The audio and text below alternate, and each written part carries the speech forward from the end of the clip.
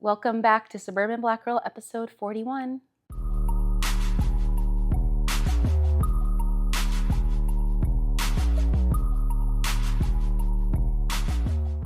So, we're on the final part of our first series called The First of Her Kind. And for this fourth part, we are discussing the one who doesn't come back small. So, we're just discussing how growth is beautiful and it's not always welcomed. We're going to be talking about growing old spaces, old friendships, relationships, and old versions of yourself. It's about learning to be okay with taking up space, redefining family and friendship, and choosing connection that doesn't require self abandonment. Love that. Yeah, I definitely feel like I'm in that. That era, Yeah, definitely. period. I think, of course, 30 around the corner, it's definitely a new layer being pulled Mm-hmm. back. Mm-hmm. And I'm feeling a lot more just self aware of like who I am and what I want. So Mm-hmm. it's been very interesting. So I'm excited to talk about this topic. Yeah. I feel like my brain started to actually be fully developed last year. I don't know. I feel like something just started to click. So, Yeah, it's weird. Like I was like, there's no way 30 is gonna feel much different. But the last few months, I mm-hmm. don't know, I'm seeing a lot of things differently. Mm-hmm. A lot of things are not getting a response out of me. A lot of things I'm just doing, what's best for me or what I Mm-hmm. want and just being more isolated in my own bubble. So it's been very interesting, but I'm enjoying it. So yeah. Love that. So now when it comes to you reinventing yourself to the best version of who you are, what would you say are some of the qualities that you now look for in people around you? Oh, I would say the first two that come to mind are self-awareness and accountability Mm. for me. As far as the people that are around me, consistently closest to me in my, inner circle. Like you're not always going to agree with someone on everything. There might be differences of opinion and even conflict is inevitable in close relationships.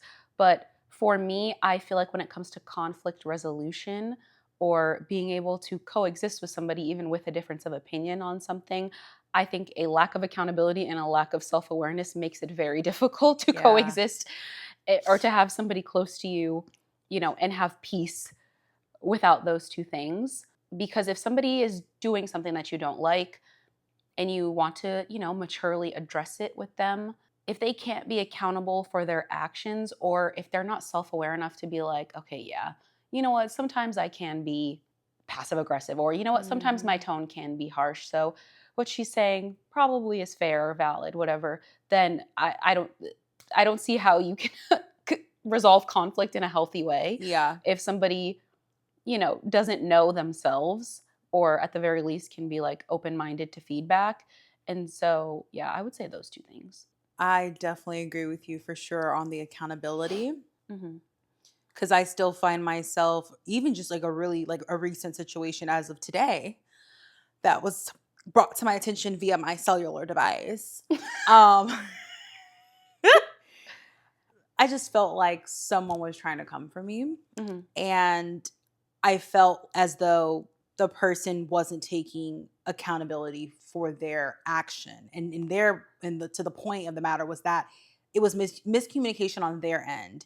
And it's kind of like for me, I'm at the point now, if you cannot hold yourself accountable, I'm not going to go back and forth with you. Like, Hmm. I'm simply just going to be like, enjoy your day. Bye. Hmm. Like, we're not going back and forth. And I'm just no longer tolerating people that, don't want to hold themselves accountable and want to kind of throw shade at you about a situation. But I just don't like when people get upset when they don't see things from their point of view, when it's like you're not explaining the entire situation. You're missing pieces to your conversation. So it's like Hmm. you're giving me half information and expecting me to understand. So it's like I just don't like when people get upset when, they don't you don't see things the way that they see it. Hmm. So yeah, I agree with accountability and that note. Yeah. But for two selfless people, I think that's big Hmm. for me now is just people that understand and people that, because I'm very big on I'll give you the shirt off my back. And so I just kind of would like that reciprocated in any type of relationship that I have, just Hmm. because I am very understanding. But sometimes when the shoe's on the other foot and I may need the help and it's like you can't come through for the one time or Yeah. do the bare minimum and then it's like this excuse or reason as to why not.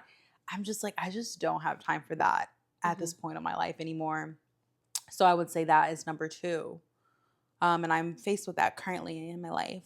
Yeah, I agree with that on the reciprocity piece, right? Because if somebody cannot reciprocate your level of loyalty or effort, especially in friendships or even romantic relationships, yeah, that can honestly it can be hurtful. Yeah, Um it's hard not to like take that personal. It feels like a jab, yeah. Like when you can go all out for somebody or be there for them at their lowest points and I feel like a lot of times sometimes like people can't even reciprocate half of what you've given that come on. hurts. Yeah. Literally have. And I think we've talked about it before.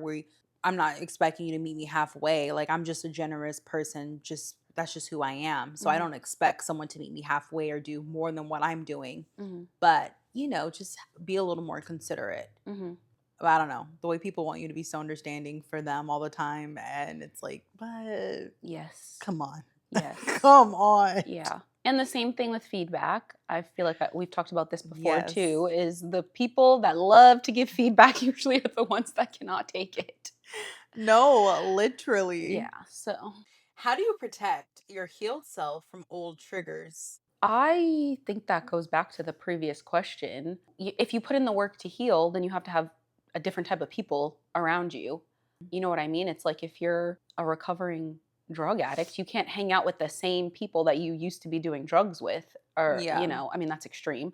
But yeah, if you are healing and there were people that used to trigger you, or there's certain aspects about them that, will continue to trigger you by being around them, I feel like you can't be around those people. So I think sometimes it requires a new healed version of you requires reevaluating the people that are around you um, and in your Absolutely. life. I totally agree with that because I think a lot of the triggers come from those around you, right? And when you've worked on yourself and you've done the work that you have had to do, people will kind of try to drag you down to that same place that you maybe used to be in. Hmm. I mean, we talk about this all the time, but also just setting boundaries, Yeah. right? Because I don't know, for me, staying calm, cool, collected, protecting your peace, whatever, requires not getting out of character or Yeah. not regressing back to things that you have worked and improved on. And so if somebody is doing something repeatedly to trigger you, like setting that boundary, like I cannot proceed in this relationship if you continue to X, Y, and Z, Right. or I don't want to speak to you in a manner that is not my best self. So I would appreciate if you did not speak to me that way. Mhm. I think it's setting a boundary before you start to honestly reciprocate negative energy.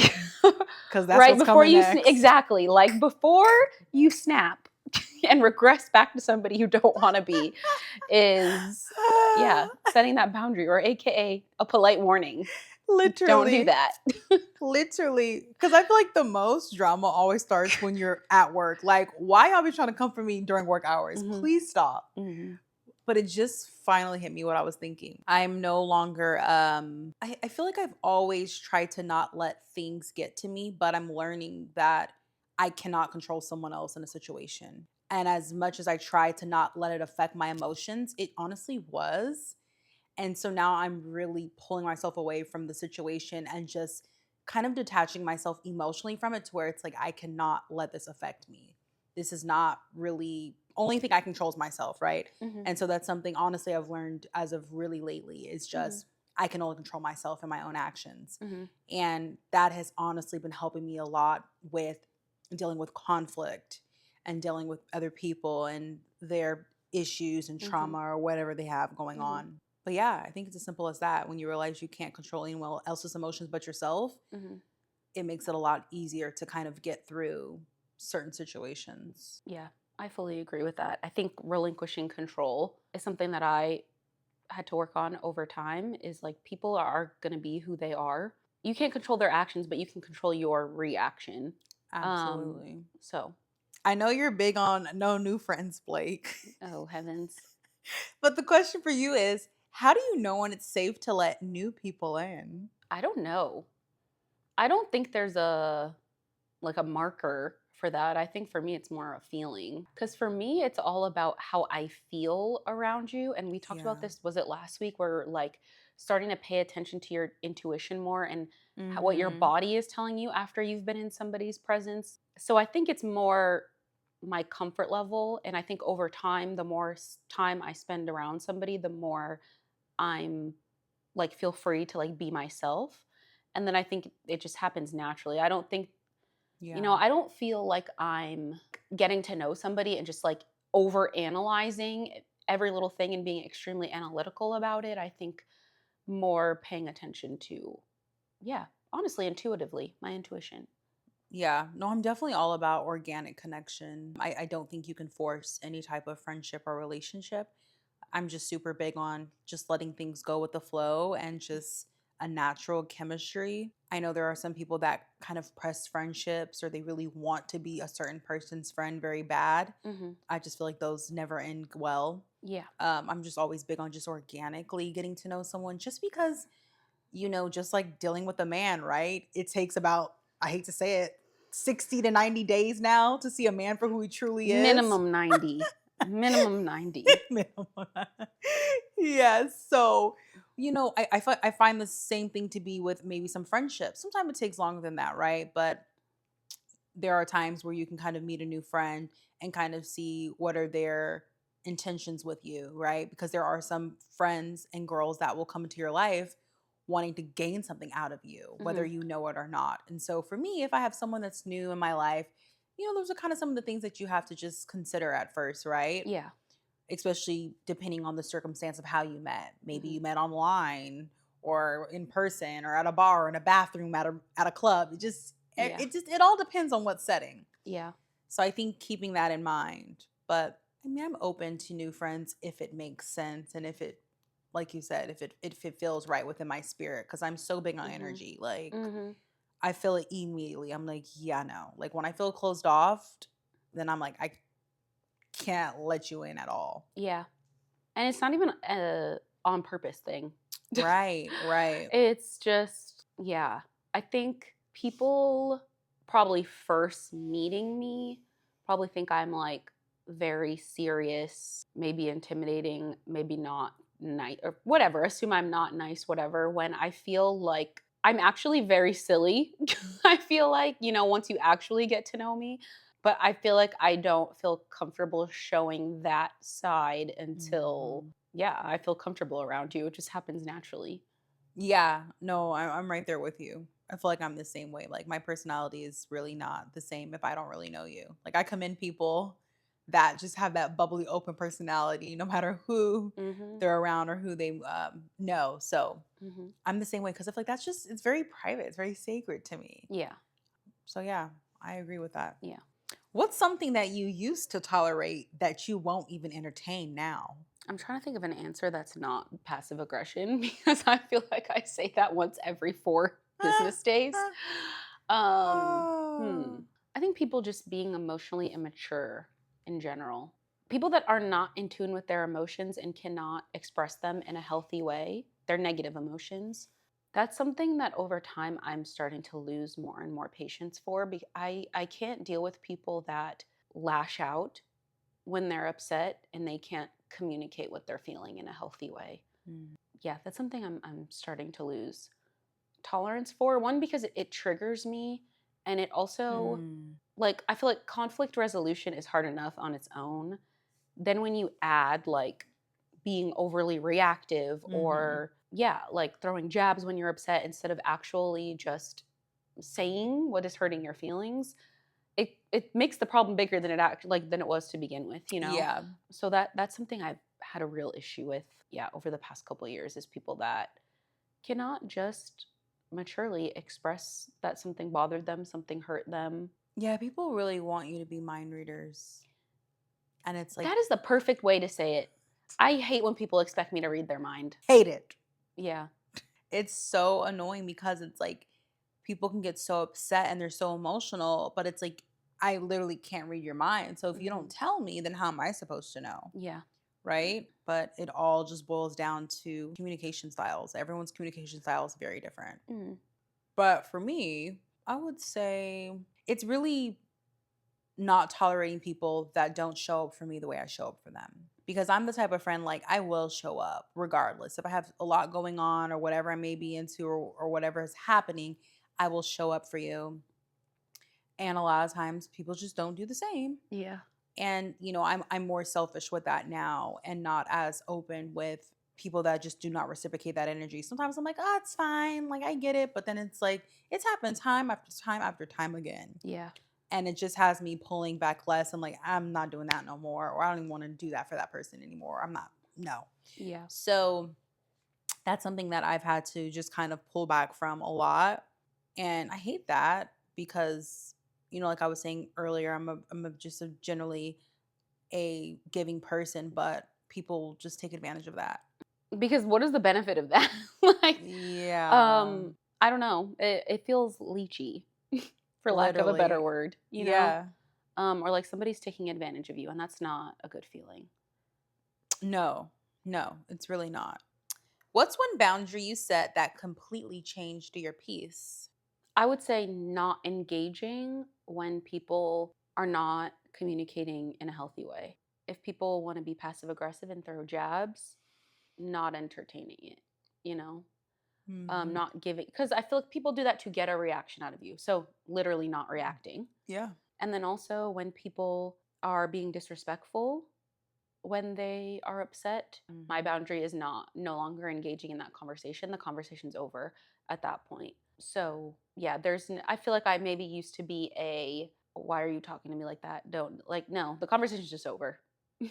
Try again when you calm down. Literally. So that's me protecting my peace at that point. So For me, I would say, and we talk about it sometimes, it's just being more selective of who you share your wins with, who you share your happiness with, and who you share just all the good that's going on in your life, right?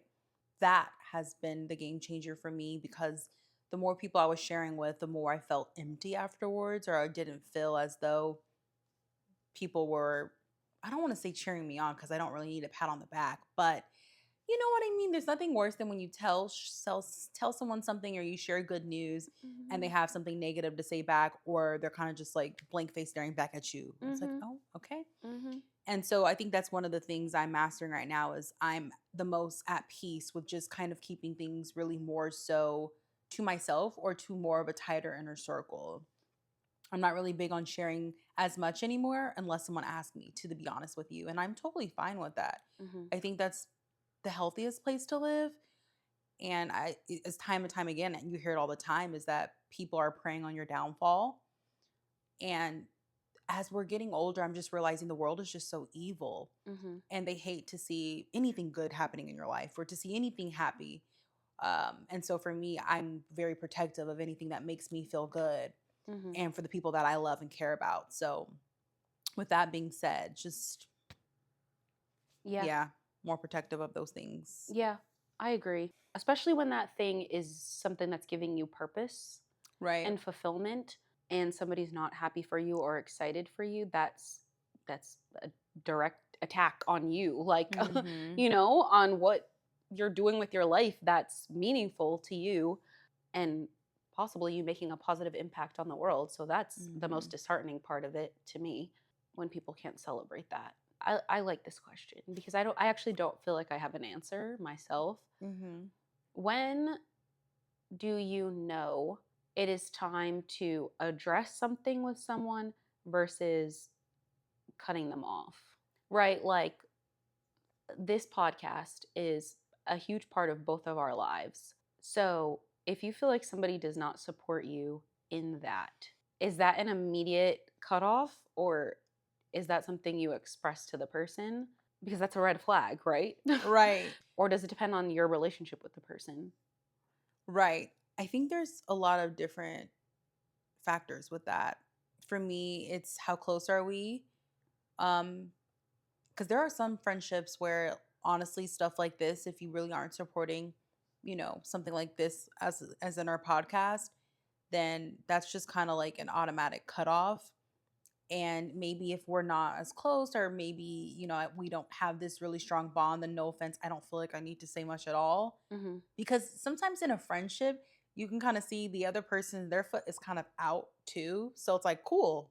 Well, that makes it easier when your foot's kind of out of the friendship as well.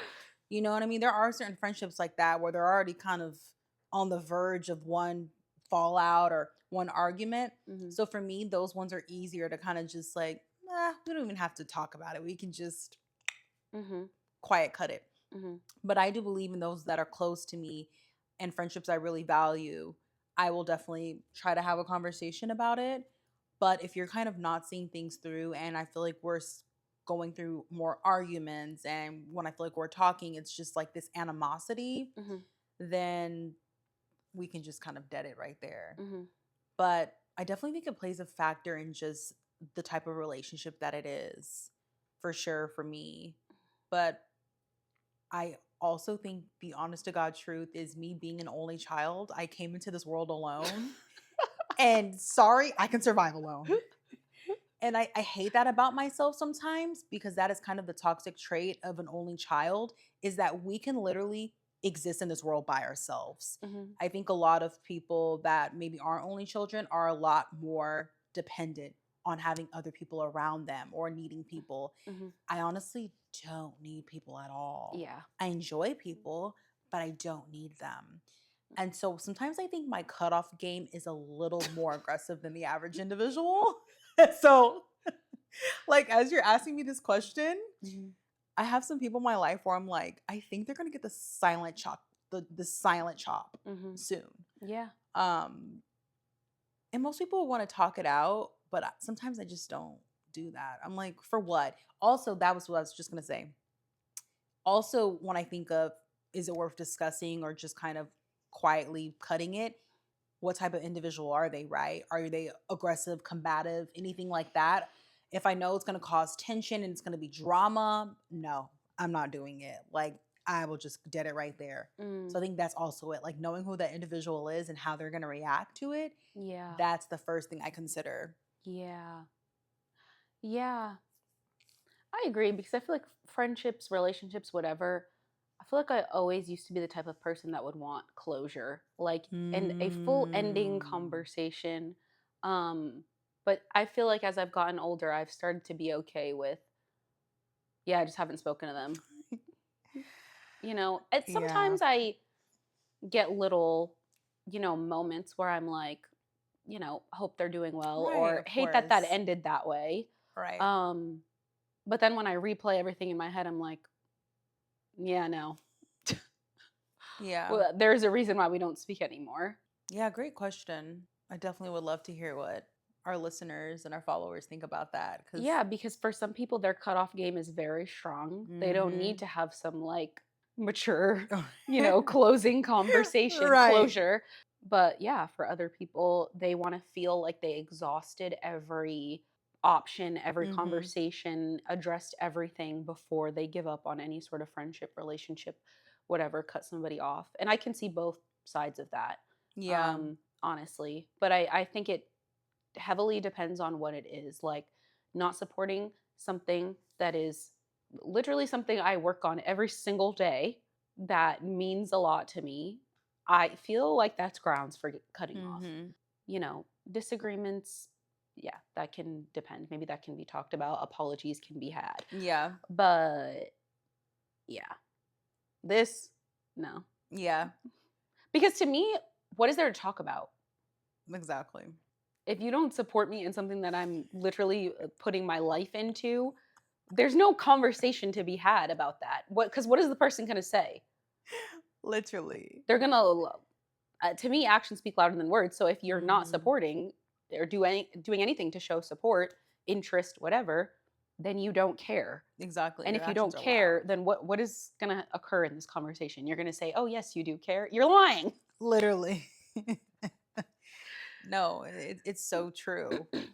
And definitely, it's definitely when you start working on your own projects, you really genuinely start to see who is there for you and who genuinely supports you. Hmm. That's why I see why people, entrepreneurs, talk the way they do about this, their supporters, because my gosh, it is a huge slap in the face when you genuinely see who is there supporting your brand and your business and everything you're building. Mhm. We both witness it now, right? And it's very interesting. It's very interesting. Yeah. So you definitely start to see people for who they truly are, and it's sad. Yeah. But hey, it's life. But to go back to your point about closure, because we've never really talked about that on this show. Mm-mm. But my question to you is, of course, I feel like closure and ending a relationship, absolutely. We all want closure. But when it comes to friendships, do you believe in closure? Like, have you ever gotten closure in a friendship? From a friendship ending, I feel like most of them have just fizzled out after something happened. Yeah. I can maybe think of one instance where, like, yes, I actually had one instance where, I mean, I guess technically, this was honestly stupid. The person basically said they didn't want to be friends with me anymore, but then they were like, but then they asked a follow-up question. They're like, "But I just want to know." And it's like, if I don't want to be friends with you anymore, I don't care about your opinion on anything. Yeah, it Yeah. was very bizarre. Like, Yeah. it was basically a situation where I was honest about the fact that I felt like they were a little bit too reliant on me. Um, Mm. like, I'm always there to support as a friend, but like it Mhm. it started to feel like an uncomfortable level. And it was Mm. also a friendship where like she was copying everything I did. Mm. Yeah. So I didn't express the copying thing because Yes. I didn't even want to take Yeah. it there. But I did say I felt like there were times where she was a little bit too reliant on me. Yeah. So long story short, she said she didn't want to be friends with any friends anymore. But then she said, what did she say? She basically said, I don't think it's in my best interest to be friends with people that like think I'm too much, which I never said. But Mm. I did just want to know, how do you think I rely on you too much? Okay. Right. Anyway, yeah. So that was Interesting. interesting. That's very interesting. Mhm. And that's where like we said before, self-reflection is important and Mhm. it's key. Mhm. Yeah, interesting. I honestly have only had friendship closure once. And it was a pretty like casual conversation. And I think we both agreed we didn't want to be friends anymore. And we fell out after my birthday weekend. Because it's always my birthday, y'all. It is my birthday. It's like, why do y'all want smoke with me on my birthday? It's weird. But, Mhm. anyways, yeah. So she fell out with me over my birthday. Interesting, right? And yeah, so we mutually agreed we no longer wanted to be friends afterwards after she showed her ass my entire birthday weekend. And my other friends were like, is she good? Yeah. Yeah, you know how that goes. And so that's the only time I've ever really gotten friendship closure. But yeah, just to your point, I think it just kind of fizzles out. I don't know. I wonder if it's if it should be a thing more. Maybe if you've had a longer relationship, like a friendship, then maybe yeah. Like Mhm. I have one friendship I can think of mine that we were friends for a while, like we were sisters, and we fell over something so stupid. But it would have been nice, I think, to have gotten more friendship closure just because that was a person I saw as my sister. But Yeah. I don't know. Sometimes you just don't get that closure and Yeah. you just move on. Something you just said reminded me too, like, when your friends, your Mm-hmm. other friends are like, "Yo, what's good with her?" Yeah. I feel like that's a tough one because it's like, okay, if the Yeah. people that are your good friends that know you very well, maybe have known you a long time, are like, what is going on with this person? Yeah. That's a sign. No, definitely. And mine hurt even more because I didn't realize how bad it was until, Everyone's hard to tell you.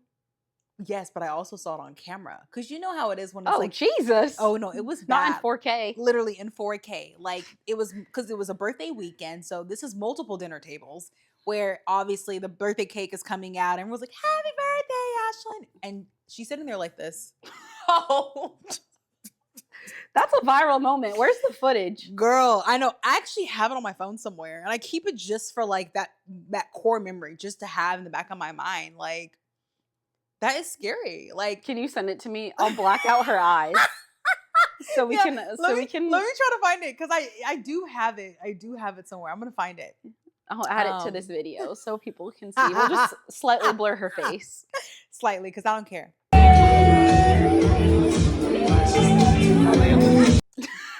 um, yeah, and that hurts the most because like, sheesh, like seeing it in real time is different. Mhm. So yeah, clear for hands is That's crossed. crazy. Yeah. I'm sorry. That's not even like a okay, yeah, hearsay, difference of opinion where one friend was like, "Okay, I don't think she's happy for you." That how you can't ignore proof in Yeah. 4K. Yeah. Like I've never seen someone fold their arms during someone's birthday, birthday chant at a restaurant. Like that's just different. That That's is so insane. different. Yeah. That's insane. That's true hateration. Yeah, it's very Jesus. sad. When did you realize that outgrowing people doesn't make you disloyal? Honestly, when I think of just disloyalty, I think of okay, because I do consider myself a very loyal person. I still have loyalty for a lot of people in my life. So even though I may not be affiliated or friends with a certain person, I don't think that makes me a disloyal individual because I still have people in my life that I'm loyal to. I think when I Hmm. think of that, it's like, okay, maybe I am disloyal if I look up and I have nobody in my life, but I Yeah. still have kind of my core group of people, then I don't see myself as this disloyal individual. Mm. Yeah, because at the end of the day, you are who you know who you are. Right. And one fallout with one person is not an indication that you're a bad friend or something like that. So, Exactly. yeah. But also, if you are growing and changing for the better and the friendship is no longer working because you're simply in two different places in your life or your priorities are probably different, to me, is usually the biggest indication of outgrowing somebody. To me, that has nothing to do with loyalty. Because honestly, I feel like at that point, if you have outgrown someone because you've worked on yourself and you're becoming a better person, at that point, if the friendship requires you to be a lesser version of yourself, at that point, the decision is loyalty to that person or loyalty to yourself in this new, better version of you, you know? Hmm. And yeah, I don't think that's a bad thing. It's not disloyal, but it's not disloyal because that, like, if maintaining the friendship requires you, yeah, being the version of not the best version of yourself, then that's not the friendship for you. Right. I don't think a requirement of loyalty should have to be not being your best self. Exactly. Or, and we've talked about this before in past friendship episodes, loyalty should not require you sacrificing your character. Absolutely. So, yeah, I would say that. Yeah. And a lot of times I feel like if you're loyal to everybody, then you're not even being loyal to yourself. You know what I mean? I feel like sometimes that could be a give or take situation. So it's like if I'm being so loyal to these people, it's like are you truly being that to who yourself? Hmm. So I always consider that as well. Yeah, and a friend to everyone is a friend to no one. So there's Literally. that. What relationships became stronger as you evolved and why? My mother. And I Mm. saw someone talk about it online. It's like as you get older, I think you become closer to your mother cuz just depending on whatever your relationship is. Mhm. I think because you start to understand life more, right? And I think the older I'm getting closer to my mom. Like looking back, I'm like, dang, Mhm. I kind of was hard on her in certain areas where I'm like, she was just trying to get it, trying to make it, right? Mhm. And I definitely value her the older I get because life is not easy. I don't know. I think, the older I get, I don't take our relationship for granted, honestly. I don't. Mhm. Because, we're kids.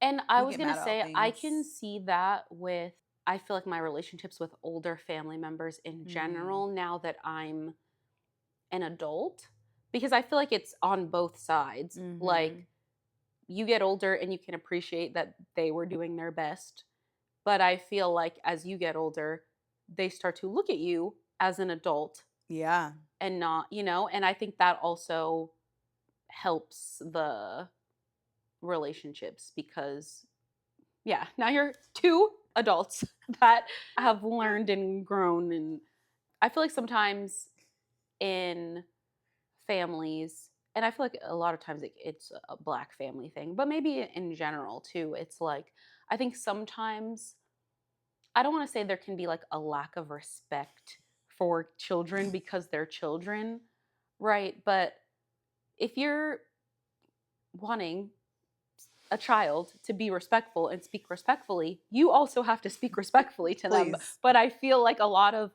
parents or older family members, whatever, think they can say things or however they want because it's Mhm. stay in a child's place. And Yes. I think that's part of the, but then when you are an adult at that point, I feel like that's a turning point because you're not a child anymore. Right. So, No, you literally. know, Especially, when you're doing well for yourself, right? And you've accomplished the things in life that your parents wanted you to do. mhm. They're looking at you at the table and it's like, yeah, you kind of have to think about that response now, huh? JK. Yeah. No, but also I think I'm not a parent, but I can imagine that there's some level of not their work here is done. But you know what I mean? It's Yeah. like you're now an adult, you're out in the world, you have achieved things on your own and there's always things to be learned, right? So there's your Right. parents are always going to have something to teach you, but I Yeah. think it's more as you get older, like they're not parenting you as much as it's more like a, I don't want to call it a mentor, really. Do you know what I'm trying to No, of say? course. Yeah. Like I Like honestly it's think my mom's my friend. it becomes more of a friendship where, you know, you're needing advice versus Yeah. them parenting you to try and prevent you from making life altering No, mistakes, literally. if that makes sense. Yeah. So, No, literally. No, definitely. And you start to understand why they made the decisions that they made for you at a young age as we're older and we're adults and we're navigating life. I'm like, maybe I am kind of glad you didn't let me do that or go there. You know what I mean? It yeah. didn't make sense back then, but now I get it because some decisions that other kids make, I'm just like, whoa, you know? Um, so you No. start to appreciate the things that your parents did for you regardless. No one's perfect, right? You get to do parenting once. There's no rule book to it. So I get more appreciative for those relationships for sure. Yeah, and I think that's something that scares me about being a parent because the world is only worse than when we were growing up. The internet was still like new-ish. I feel like when Yeah. we still had dial-up. So like my mom would always make me watch How to Catch a Predator and did it. But like I can't imagine raising a kid now Yeah. in this world. Social media is way bigger of a deal. Like we had like MySpace barely and Facebook was like new. Yeah. But that I can see why I was told no for a lot of things to protect me Exactly. now. And yeah, now the world's even scarier and way worse. So Yeah. that would be something I can see why parents don't sleep well at night. I always Exactly. send my mom those videos where it's like every time you wake up your parent and they always wake up in a panic. Have you like does your mom do that? Where Yes. it's like you tap them and they wake up like Yeah. it's like I can I guess I can get it now because it's I guess being a parent, I can understand being in a constant state of worry. But it's like, Literally. Jesus, I'm literally like not trying to scare you, but it's like No, literally. every time you wake them up and they must think you're dead. Like, No, literally. Same. That's why certain hours I'll like won't text my mom after a certain time because I don't need her panicking, thinking yeah, something's wrong with me in the middle of the night. hmm It's like, girl, I'm just trying to send you this new news in the media. I don't know. literally. Oh, yes. So, to close out this series, the last question I have for you is what does not coming back small look like in your daily life? I think it means actually sticking with goals that I've set for myself, Mm. dreams, wishes, wants, and committing to them and not falling off of them. You know what I mean? Like the fact that we Hmm. show up every week and do this and we're both on the same page about being consistent and till it gets to where we, want it to be. And even like with my own content, it's like, yeah, not letting yourself down by not being consistent with your dreams, goals, ambitions. As you said last week, like playing with your own potential. You really can't play small when it comes to yourself, honestly. You have to dream big and think big because if you can't believe it, then you're just Hmm not going to be able to achieve it. hmm So it definitely starts with you and believing in yourself regardless. Hmm. So Yeah, don't play small. agreed. A mantra moment. The suburban black girls can relate. You don't have to prove where you come from to belong. Your story is valid, your space is earned, and your voice matters, no matter the stereotypes. I like Love the that. you don't have to prove where you come from, Right. because people love to revoke our black cards as suburban black girls. Always. So, and also just knowing that you belong in whatever room you're in, whether you're at work at your corporate job. Yeah, no, I definitely love that. I love that. And honestly, I think the podcast is helping both of us just continue to be like, you ain't finna revoke this card. Right. That is the end of our first of her kind series, 4 parts. Let us know what you think about the series. Also, let us know if you have any other topic ideas or series ideas. And be sure to follow us on all platforms, follow us on Instagram, and we'll see you next week. Bye, Bye. guys.